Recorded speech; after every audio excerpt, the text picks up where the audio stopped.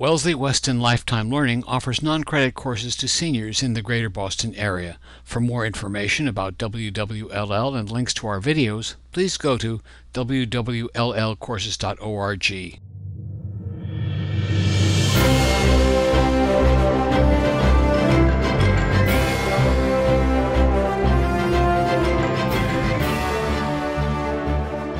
Last year, Maine became the first state in U.S. history to implement a voting system for federal and state elections that can transform politics in America. It's called ranked choice voting. And Voter Choice Massachusetts is leading the effort to upgrade elections here to advance this reform. In this talk, you'll learn everything you wanted to know about ranked choice voting, the problems it solves, what a ranked ballot looks like, how a winner is determined, where else it might be used, notable people and organizations who support it, and how this voting system could transform American politics. And Adam Friedman is our speaker this morning, and he's the executive director of Voter Choice Massachusetts. Adam also serves on the boards of Mass Vote and Common Cause Massachusetts, and has been involved in lobbying and organizing around various voting and democracy reforms for over 10 years now. He works as a web software engineer, and beginning in 2012, Adam created the first searchable public database of official election statistics on behalf of the Secretary of State in Massachusetts, and he's also working with 3 other U.S. states. And Adam lives in Somerville, and he is a graduate of Boston University. So that kind of gives you a bit of information about him. So let's welcome Adam. Thank you. All right, I think we're good here. But I'm really here as Executive Director of Voter Choice Massachusetts. I'm doing this full-time now. It's been an incredible run so far. As Marianne pointed out, Maine became the first state in U.S. history to enact ranked choice voting for live statewide elections. And they used this system successfully last year for two elections, for their primary and again their general. But you may not know that ranked choice voting has actually used or enacted in some form in 21 U.S. states, mostly at the local levels, at 12 cities, but also for party officer elections. Just recently, the Democratic Party began using it for the upcoming presidential election for absentee voters in Iowa's caucus. But we're going to go into more detail about why this simple change to the vote can be incredibly powerful and impactful in transforming, evolving our elections to something that's more akin to the American spirit. So, a little bit of who we are and the problem with our current system, plurality voting, and then ranked choice voting and some of the benefits, and some research to back that up, and then some more on our campaign to pass it here. So, Voter Choice Massachusetts is a 501c3 and a 501c4 organization, or the C4 is Voter Choice, C3 is our education fund that works purely on education. And we're trying to spread the word about this great reform in that it increases the range of choice on the ballot and makes sure that we have better outcomes. So the problem with our current plurality voting system, plurality means the most votes is the winner. Even if the most votes is only 30%, 25%, right? There's a split field. You can win an election in this country in almost every case without getting that crucial majority. It's not just a nerdy mathematical problem. This has real consequences for our civic life, for the direction that we head as a people, for the fate of our country and the planet. If you remember this election, textbook. So what happened with the frontrunners is it all came down to Florida in 2000 for president. And the frontrunners, the Republican George Bush and the Democrat Al Gore, had 537 votes between them. Oof. Very close. And who's this gentleman right here? Ralph Nader. Former consumer rights advocate, American hero through the 60s and 70s, was a major driver in instituting the requirement that cars have seat belts, which saved tens of thousands of lives on the highways. After this election, we have this pejorative called what? Spoiler. Nader's a spoiler. We know with exit polls that most of Nader's voters would have voted for Gore if Nader had not been in the race. Remember all that controversy? And Nader refused to drop out to allow Gore to consolidate those votes and eke out his win over George Bush in Florida. Remember? Nader refused. And they all do polling. All the candidates do all sorts of polling. So they know what their impact's going to be. So Nader knew that if he stayed in the race, he threatened the ability for Gore to win the election. And if he dropped out, he would have given Gore a little advantage and potentially changed the outcome. And so this is not only, we don't know, the word spoiler is one term, and you see how the majority will of Florida was split when you actually add up Nader and Gore's votes. But the other term that you use for a person like Nader in this situation is the kingmaker. And what's the kingmaker? Anybody have an idea what I'm talking about? Yeah.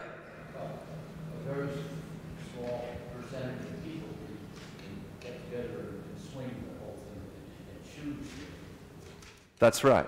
That's right. So just because of the context, you take someone with relatively little popularity or power, but because of the context, he actually has inordinate power to decide the actual outcome of the entire contest.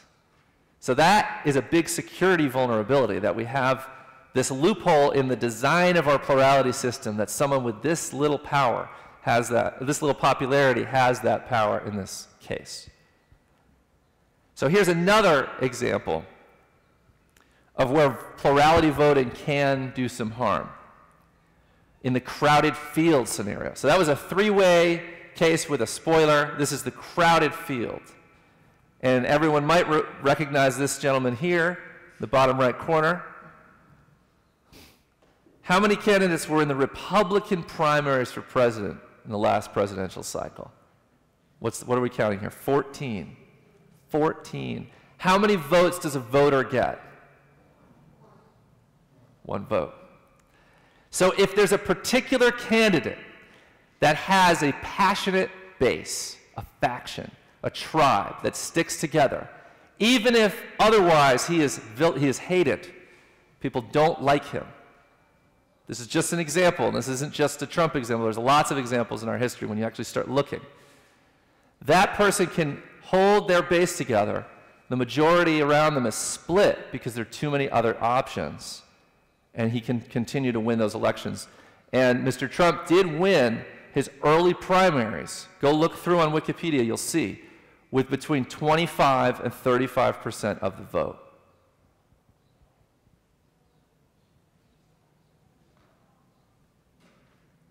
So again, when we move to the general election in 2016 for president, you have these headlines, these vilifying headlines. Jill Stein spoiled the 2016 election for Hillary Clinton. Gary Johnson, Jill Stein helped elect Donald Trump. Clinton supporters furious with Green Party leaders. She took votes from Hillary. You have these really nasty, negative, divisive finger-pointing against candidates who should have the right to run. Raise your hand if everybody in America who wants to run should have the right to run for office. Just not all of us. Some of us don't agree. Okay. Well, it's an American value that people have the freedom to run and share their ideas and enrich the debates and give us more options, more choice as Americans for where we want to go as a country. But we have this ritual of blaming people who want to run. We call them spoilers. We say that they stole votes, etc. But it's actually our voting system that's the spoiler. And I'll skip this example for now. This is an interesting example. So here's vote splitting. Instead of vote splitting hurting those on the left, this is vote splitting hurting someone on the right. This was the 6th congressional district in Massachusetts in 2012. And you had a very close election between John Tierney, Richard Taizé, and Dan Fishman, the Libertarian. So between Tierney and Taizé, you'll see there's a 1% vote difference. John Tierney was plagued by a little bit of a scandal. His wife's brother was doing some offshore gambling thing, and it was caught by the feds, and tyranny denied knowing anything about it, usual fashion. But look at the difference. When you look at the Republican and the Libertarian, it makes up the majority. And the Eagle Tribune editorialized about this. Certainly Fishman's smaller government political ideology is closer to the Republican platform than the Democratic platform. It's safe to assume that had Fishman not been in the race, the bulk of his votes would have floated to Taizé, and perhaps today it would be Taizé who's heading to Washington. So this problem of spoilers and vote splitting cuts both ways. This is a nonpartisan problem for voters. And if most voters wanted to move in that direction, because of the existence of this third party, the result actually flipped over to Taizé in that case. And he was able to win, getting a plurality but not a majority. And then when we look at local elections, this happens routinely. So every city in our state uses the two-round runoff system to elect their mayor, city council. And in Boston, in 2013, it was the first time Boston was a people of color majority city. So you had a lot of black and Latino candidates run from common neighborhoods, Roxbury, Dorchester, Mattapan, JP. But the top two winners were two white Irish men in stereotypical Boston fashion, you could say, with a combined 35% of the vote. So what percentage of voters didn't choose the front runners? 65%. So what happened here is you had candidates of color from communities of common interest may have split the vote, and they all were thwarted. And the Boston Globe actually found out that the supporters of the leading candidate of color, Charlotte Goldar-Ritchie, in the bottom left with 14%, her supporters were gathered together trying to figure out how do we get another black or Latino candidate to drop out so she can consolidate the field and we could have the first black mayor in Boston's history. It would be exciting. But that isn't what happened. And they were called out, and Derek Jackson of the Globe said any effort to racially gerrymander the campaign is a disservice. Asking candidates of color to drop out would be a denial of the new Boston that activists have always wanted to see. So let people run who want to run.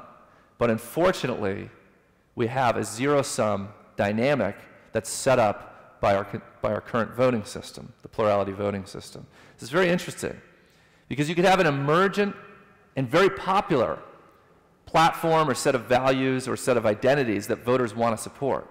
And it follows that as that platform becomes more popular, you're going to have more candidates who run to represent that. But in effect, it's a paradox because the more candidates who run under the same platform or banner punish each other, and sometimes fatally, they all lose. So it's a paradox of the design flaw in our current plurality voting system. And it actually pits the community against one another, particularly not only pressuring candidates to drop out in general, but candidates from historically disenfranchised groups should be the last people that are being pressured not to have their voices heard and participate to seek public office. All right, here's our fun 10-person third congressional primary. Widely split field. I remember getting an email early in this race that said, I won't say which candidate, but it says, I'm a front runner. I got 8% in the latest public opinion poll. And that's the situation we have. And as a voter, this is the other problem for voters. Raise your hand if you've ever wanted to vote for someone, but you knew voting for them, you'd be throwing your vote away. Okay, that's pretty much covers it. Raise your hand if you've wanted to vote for for someone who was going to win or was a leading candidate, but you were worried that votes would be siphoned off from someone who was similar to them. Same idea. So here's a situation with a 10-way race, where as a voter, I only get one vote, so how do I vote with my heart, but also pragmatically? I want to vote for someone who really resonates with my values, but I also don't want to vote for someone who's only polling in single digits or who didn't raise a lot of money or isn't that well connected. And so I don't vote for them. I begin to compromise my will. So actually our current system makes voting complicated, and ranked choice voting is actually simpler. Because ranked choice voting, you can vote honestly right on down in your choice of preferences. So right off, 78% of voters didn't get their choice, as we described again. And when we zoom out and we go to this data that I pulled together for this database, we actually see that this problem of non-majority winners, people winning without that 50% threshold, which is symptomatic of spoilers and vote splitting, is very, very high. In absolute terms, it's not very high. And it's because, well, let me ask you this. Where does Massachusetts rank in terms of competitiveness of state house office when you compare to other states? Where are we on the 50 state rankings? Geez, bottom? Middle? Some real pessimists, some cynics here. You're correct. We're dead last. We're 50th place out of 50. Really, really uncompetitive. So in absolute terms, actually, this doesn't happen often.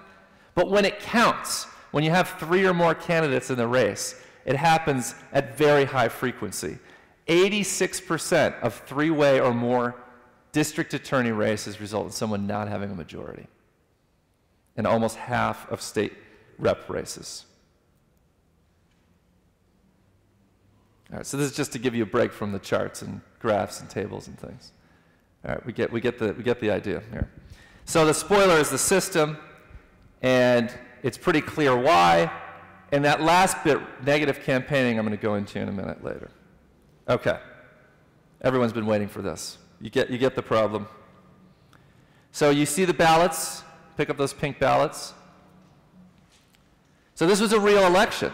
This is actually an interesting case. Do you see the independent on that ballot? What's his name? Evan Falchuk. Remember Evan Falchuk? Some of us. Independent candidate, fiscally conservative, socially liberal, had something to offer everybody. And door after door after door, people would say, you know, Evan, I really like you, but I'm not going to vote for you because I'm going to be throwing my vote away. He got 3% in that election.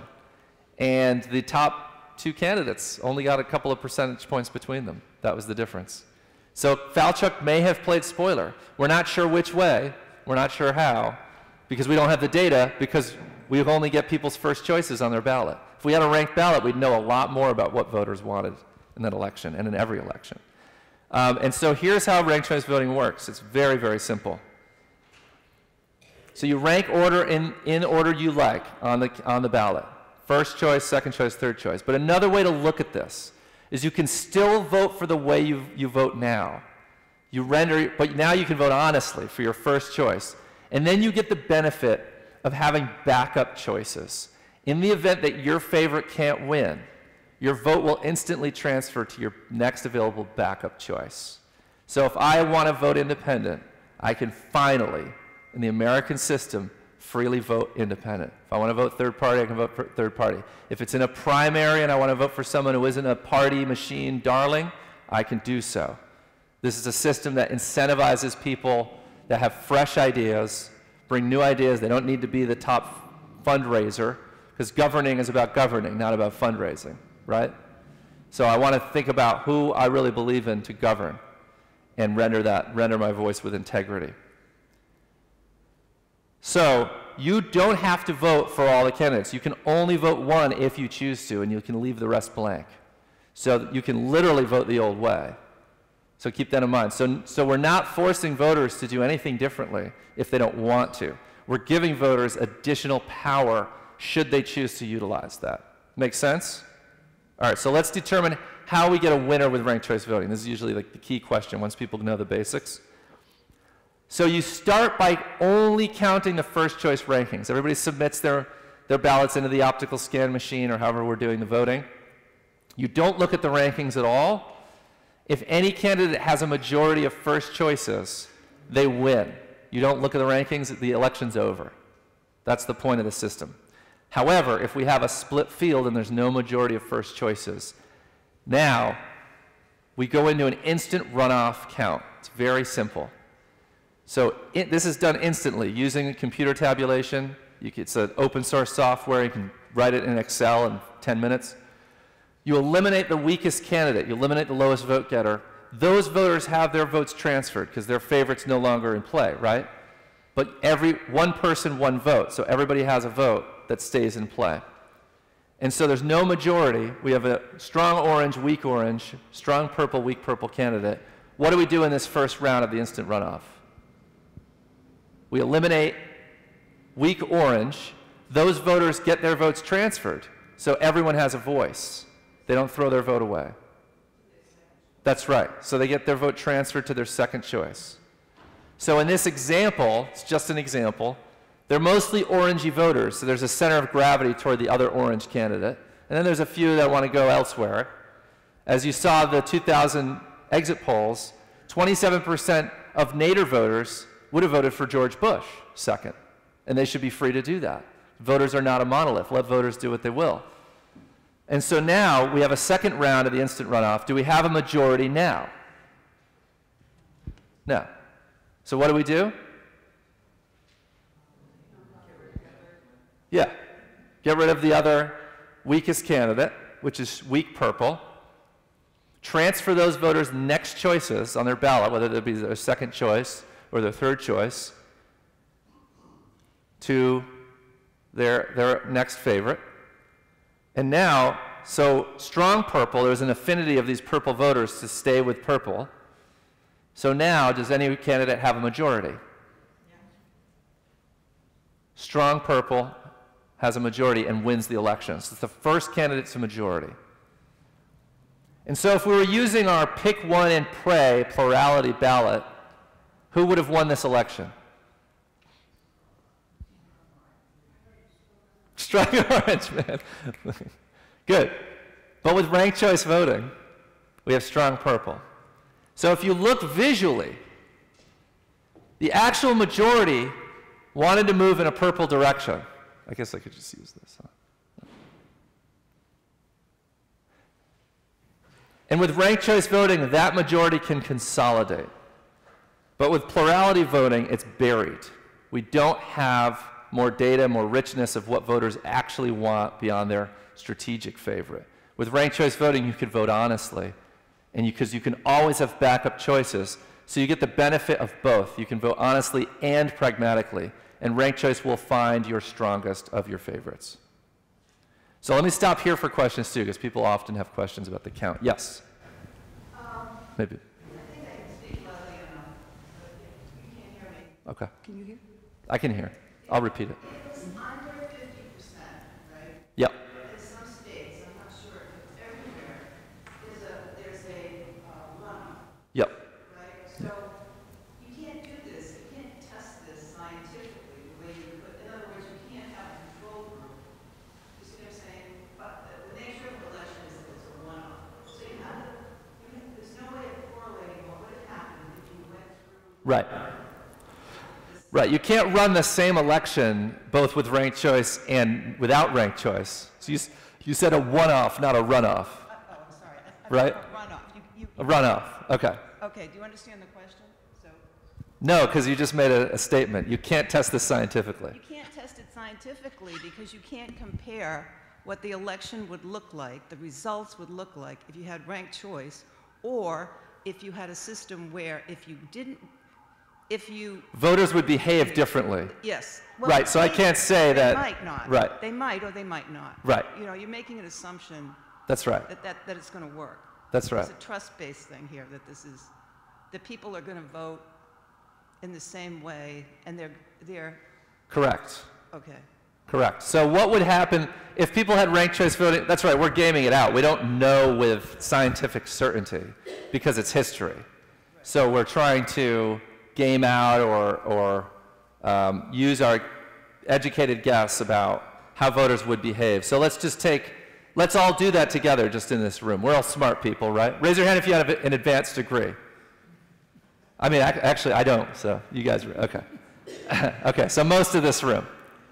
So let's take, if in Florida, let's actually move over to that right now. How would Nader voters have behaved? How would voters who wanted to vote for Nader have behaved if they had the power of backup choices, if they could rank someone second? Would Nader have gotten more votes or fewer votes? Okay, so we have a bit of a analysis here from the room. It's not scientific, but it's something to think about. You have independents and third parties who in our current system are shut out, marginalized. We all know that. They continually get low numbers, and because of that, they're delegitimized. With a system that allows voters to vote for them honestly, rather than avoid them strategically, it would probably change that equation. I understand the logic. I'm just concerned about what the challenges to this notion would be. And somebody's saying, why does this differ from our runoff system right now? Yeah. Or why should we use an instant runoff when we have the 2-round runoff? Right. So I'll tell you why. It's right here. This is a 2-round runoff. You can have rampant vote splitting in a 2-round runoff system. The top 2 open primary in California has rampant vote splitting. A lot of people are unhappy about that. You could have some area in a partisan open primary in California where it's mostly a Democratic district, and so you have 6 Democrats run and 1 or 2 Republicans. The Republicans sail to victory, and vice versa, because there's too many of the similar candidate. They split the vote. So the 2-round runoff is no solution. Other questions about the count, and then we'll do more general questions about stuff later. About the count specifically. Yeah. Okay. So when you take out the 5% candidate and his second choice, the voters that have him first, you take those voters' second choice. What if his voters don't put down a second choice? Good question. That's one question. Second one is, do you ever get to the third and the fourth choices that you're... Sure. Yeah. So if a voter here, let's say there's actually only 4% of voters have a second choice. Like of the 5, only 4 have a second choice. So then maybe it would just be 3%, 1%, and this person doesn't pick up any more. But for those voters, their vote goes nowhere. Their ballot is exhausted. Their ballot just turns into a blank ballot, essentially, because their number 1 choice is gone, and then there's no voter intent on the ballot, so their vote doesn't continue. So that's it. So they're choosing to essentially disenfranchise themselves or abstain from the remainder of the count. If they hate everyone, then they don't care. Yeah, that's how. So your second question. Do you ever get to the 3%? That's right. Or the third ranking. Yes. So for those who voted this person first and this person second, because the 1% transferred, so you know that there was a share that voted for them second, when you go to the next round, they might have put strong purple as their third. Does that make sense? For a certain segment of the voters. Other voters originally put them as their first choice in the beginning anyhow. Up here, this would have been their first choice, and then it remained their first choice, and then their second choice was activated, no matter what. Yeah. About the count. Questions about the count? Yeah.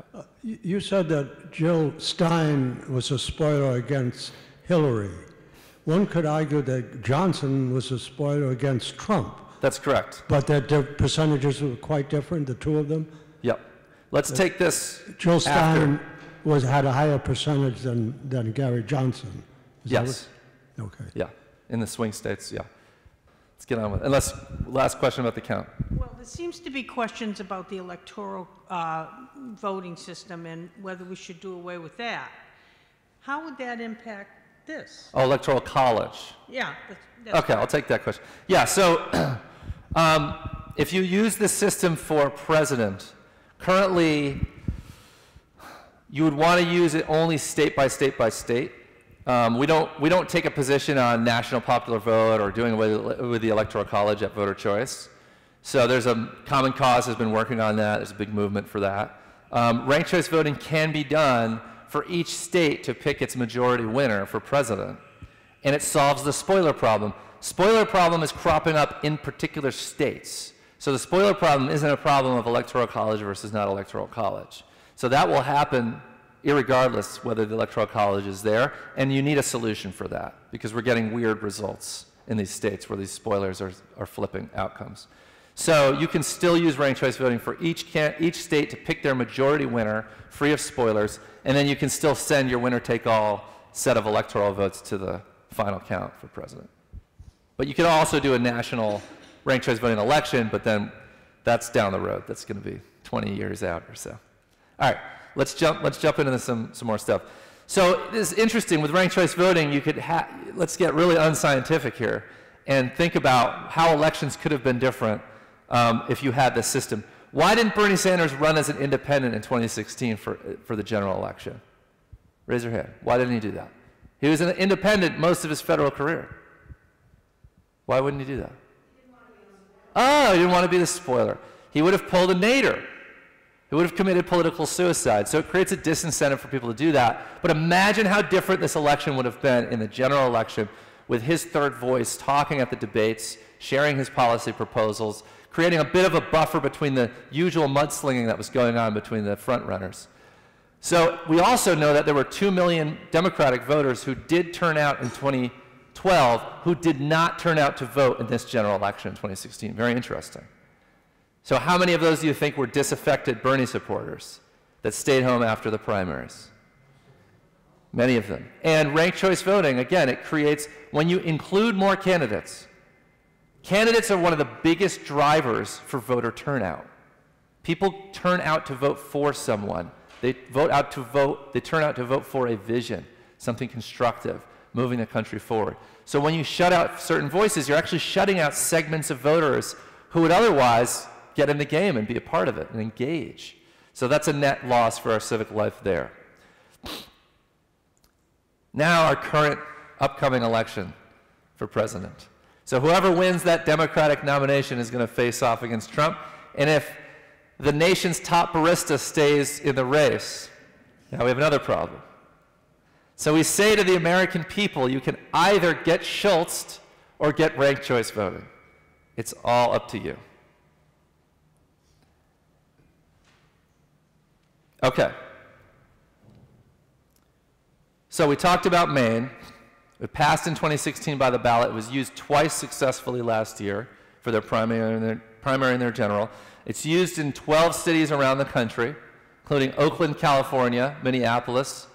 It's been used in Cambridge since 1941 for their at-large 9-seat council. So it's a multi-seat style of ranked choice. A lot more going on. We're talking about the single winner, like people just running for one single-seat office, like president or governor or mayor, et cetera.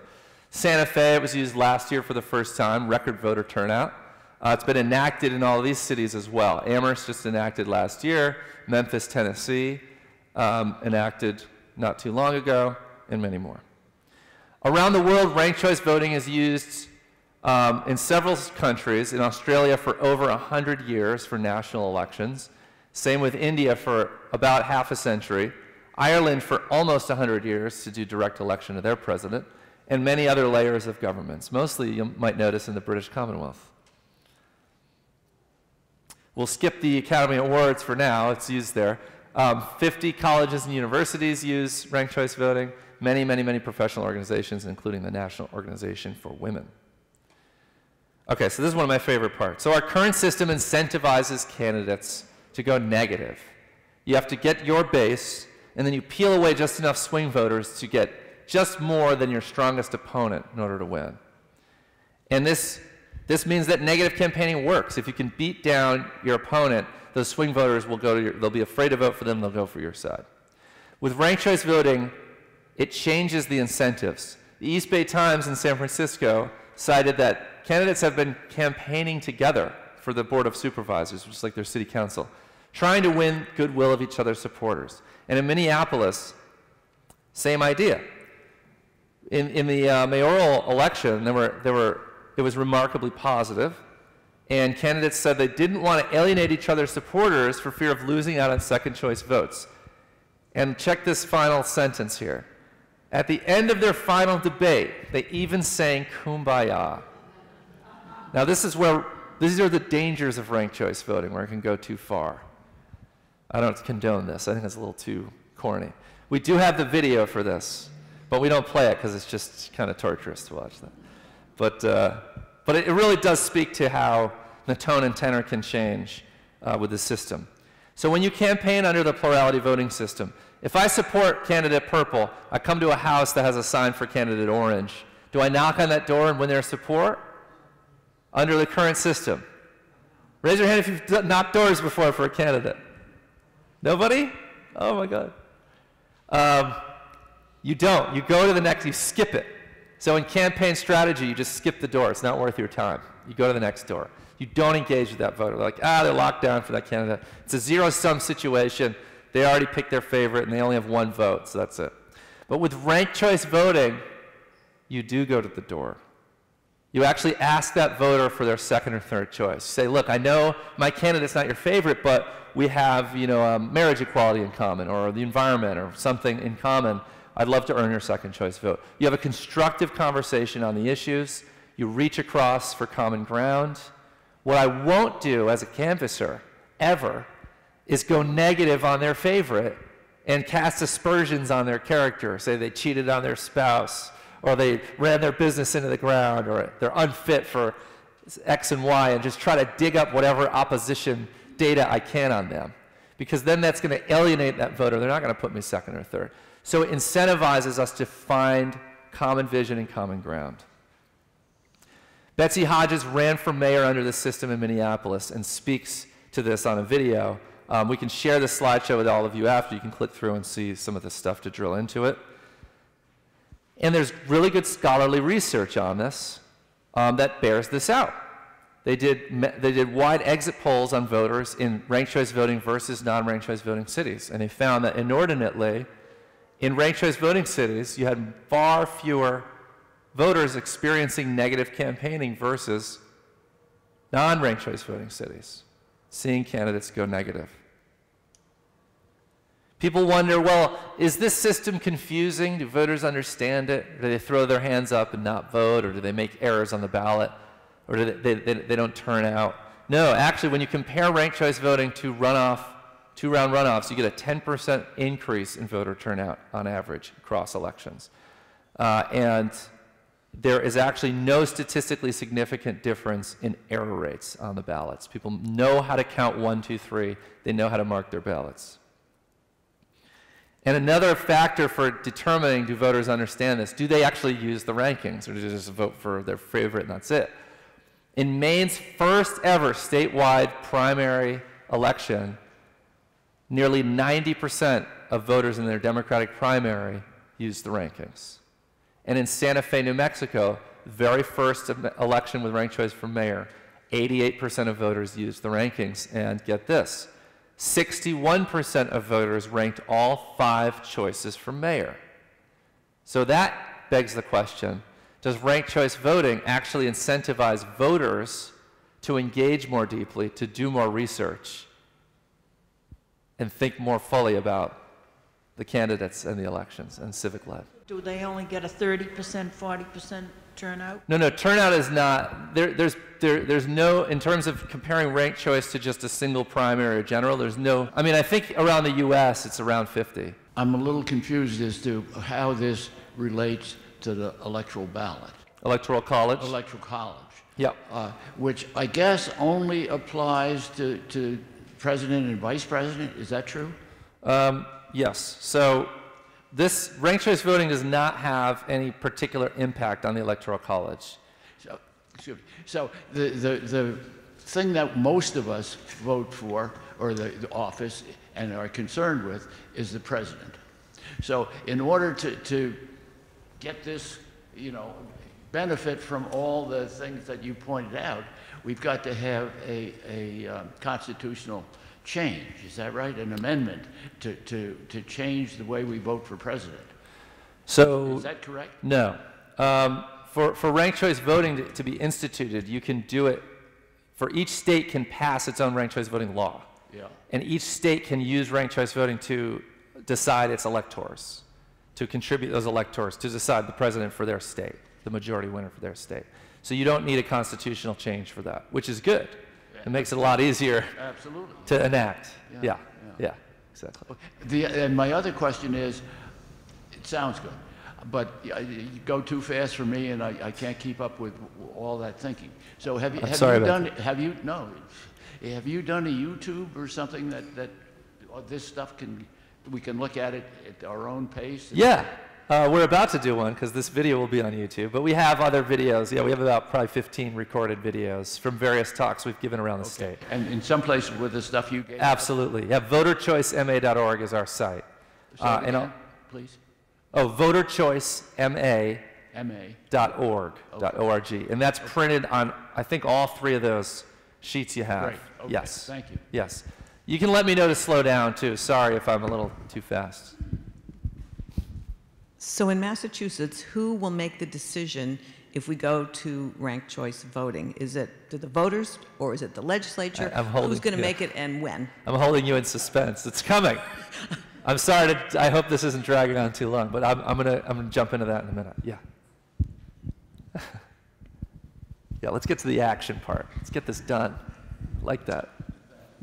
I appreciate the points you've been making. I'm wondering if anybody is concerned about the following situation. You have a very right-wing Republican, a very left-wing Democrat, and a centrist, who is the third pick. Yeah. And the centrist very well could be a close call for everybody else, but gets knocked out of the election, and there's no way to do it with this system. And so is anybody worried about that? So what was the first thing you said? The what situation? Well, you might have a very right-wing Republican, a very left-wing Democrat, okay, and a centrist. Yeah. And the centrist is going to lose the election. This is a real example, I think, and your system gets knocked out, and we either go for the Democrat or Republican, even though a lot of people would be quite happy with the centrist. Oh, okay. Right, but not enough we're happy with the centrists to the depth that they stayed in the running. So if you have like I don't know, let's do some quick math here, like 40, 40, and 20, that would be 100%. The centrists got 20, and maybe 60 or 70% would have voted the centrist second. So it indicates that the centrist had broad support, but the problem is the centrist did not have deep support. So the centrist is eliminated. They only got 20% of first choice votes. If you were to allow someone to win only on their second choices, so if someone got 5% first choice, but they got 85% of everyone's second choice, you have a bit of this is kind of a mathematical dilemma in the theory of voting. And it's a bit subjective how you would evaluate should that person be elected or not. With ranked choice voting, the problem with that scenario is you could have a very milquetoast candidate, a mealy-mouthed candidate who says whatever they need to say to every audience to just say, yeah, I could put up with that person. Sure, I'll put them on second or third on my ballot.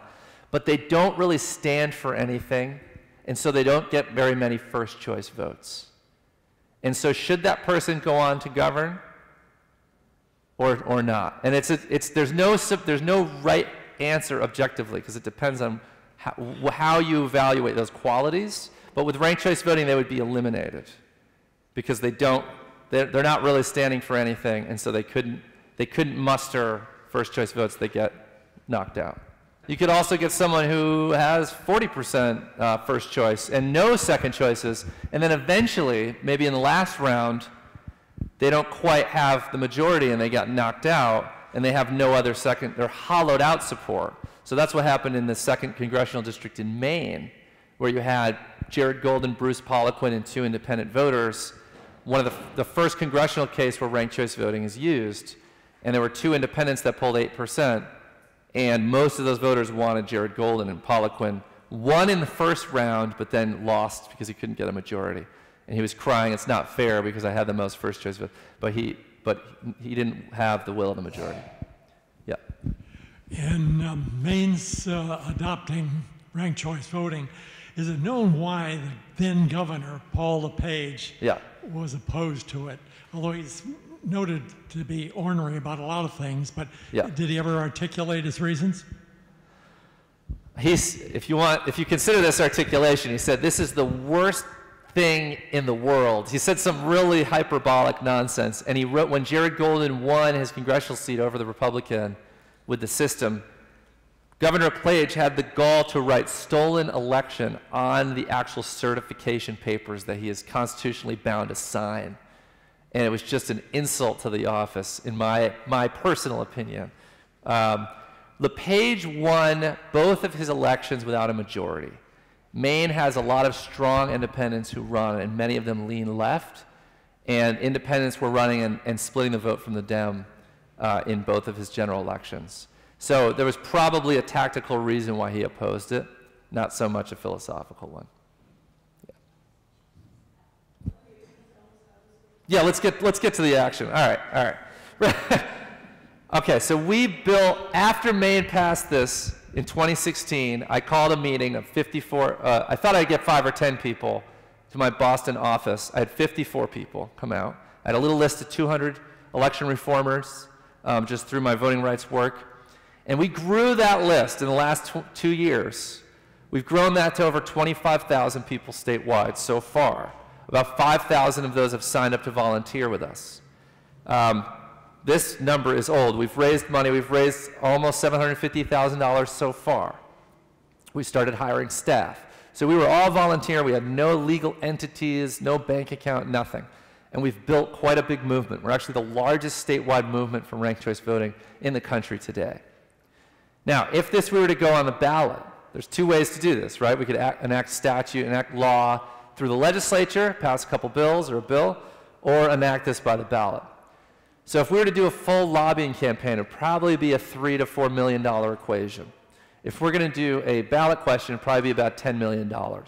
So that's what we're looking at. We have to get some key endorsements politically to make this happen. First of which is the Democratic Party. 80% of our state house is Democrat. 100% of our congressional delegation is Democrat. So we want to make sure that the party is comfortable with this, and we successfully got it onto the platform in 2017. We had the Secretary of the Commonwealth is another stakeholder that needs to be comfortable with ranked choice voting. And Secretary Galvin is not only comfortable with it, he's a strong advocate for it. He wrote in his tweet in June, "It's time for Massachusetts to come together to implement ranked choice voting." He wanted to watch the results in Maine. They came out very smoothly. He was happy with it, and now he's on board. So we actually met with his chief elections officer last week to talk about hammering out a cost and implementation plan for the state. And then folks are probably holding in their hands the Boston Globe, one of 3 glowing editorials for ranked choice voting. So we're getting the media on board as well. And we have nearly 300 media hits on this issue. 99% are positive all throughout the state. And we don't even have a communications director just yet. We don't have any paid staff working media. We specifically chose to ignore that so we could focus on building the list, getting a lot of people behind it, training up speakers to give talks, to get endorsements, and raising money. Right now we have a very exciting moment. We were offered a $200,000 grant by the Hewlett Foundation. And we were able to raise about $170,000 since October of last year. Our gap to close this grant is $33,000. So once we close that gap, we will receive the full grant of $200,000.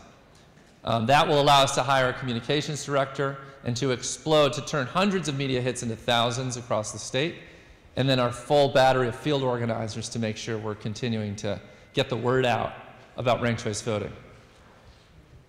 Raise your hand if you know the biggest obstacle to enacting ranked choice voting. Kind of a loaded question. Education. It is. That is. Ignorance.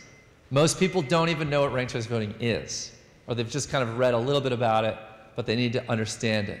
So part of what we need to do is create messaging and distribute that at scale, online, through social media, also paid TV ads and radio ads and all the rest of it.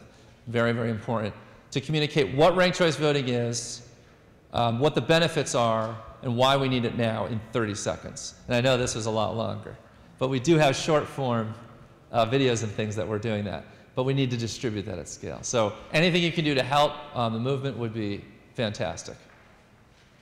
Downside. So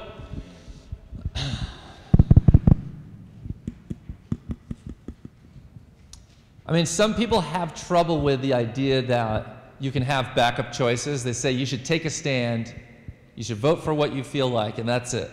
and too bad if they're a spoiler or what have you. They have a philosophical objection to that. They feel like if you have backup choices, it's like a system where everybody gets a trophy. And yeah, that's one issue. The other downside would be it's more complicated to count, as you could see. With our current system, right, you just add up votes in every precinct. With ranked choice voting, you actually need to bring the ballot data into one unified place to run the instant runoff. And so for a statewide election, now you have to actually transport all of these precincts' ballot memory cards to Boston, to the secured capital to run that count. So there's definitely more involved there. In terms of costs, it's not actually great cost. You pay bonded couriers or state police to do it. The Secretary of Maine thought that it would be $1.5 million additional dollars to do that, for Maine to have their first ranked choice voting count. It cost them an additional $100,000 to pull it off, because it's just paying a fleet of cars basically for one day to move some stuff around. So are there still places in Massachusetts that do hand counting? Yes. So what do they need to do to get to ranked choice voting? Great question. So that hand count in Maine, that was a huge issue as well. So hand count towns, there's about 70 or so in Massachusetts. In Maine, there were hundreds. And so what they would do, they would literally transport their paper ballots. Some of these towns have 50 ballots, 100 ballots for the whole town. They'd collect them all and track them, they'd transport them, run them through high-speed scanners in Augusta, in their capital. And then now they have that data on parity with the data from the other optical scan towns, and then they could run them through central tabulation. So we'd probably do the same. Would it take a couple of days to get the final results in if you're transporting these? Yes, so that's another bit of a negative right now. The first ranked choice voting election that was done, it took them 8 days in total to get the final results after the count, which we think is way too high, and the Secretary wants to cut that down to 3. We think here it can be done the same day or the next day. We actually have a fiber optic cable from every city and town hall that's not internet connected that goes directly to Boston, to the Secretary's office. So they already use this to manage the central voter file, and they also report their election results using that T1 line. So we could also use that to transport the ballot data instantly and get results the same night. Oh yeah, I'm happy to stay and talk to folks. Absolutely. Thanks so much. Thank you guys.